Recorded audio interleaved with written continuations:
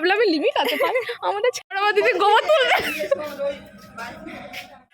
বল বল জোরে বল।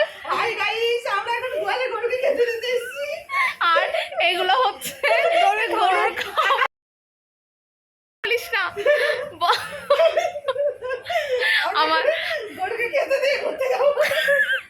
আমার দিদি কত কষ্ট করে আপনারাই দেখুন। যদি আপনাদের এই কষ্টটার জন্য দেখে কষ্ট হয় তাহলে আমাদেরকে সাবস্ক্রাইব করে।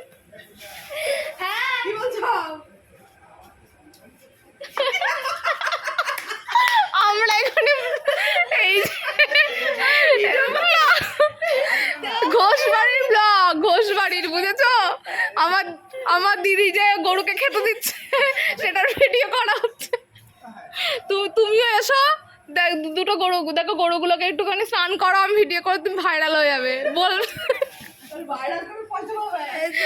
ওই পয়সা দিয়ে আমরা সুইজারল্যান্ড। এই যে আমার মাইয়া, ও এখন কোথায় যাবি? মেলায় যাবে। আর ও ভিডিও বানাবো, ব্লগ বানাবো, দিও আমরা না দি তারপরে পয়সা। আর এগুলো হচ্ছে আমাদের কালু। আর এটা হচ্ছে আমার বড়দা ভাইয়ের বেস্ট।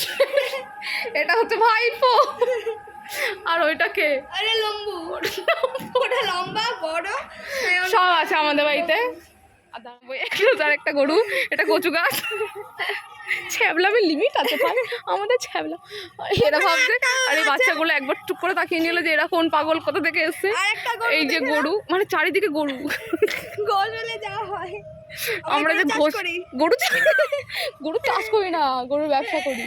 আর এখানে চাষ করা ব্যবসা করি। আশেপাশে ভালো ছেলে আছে কি দেখে আসি।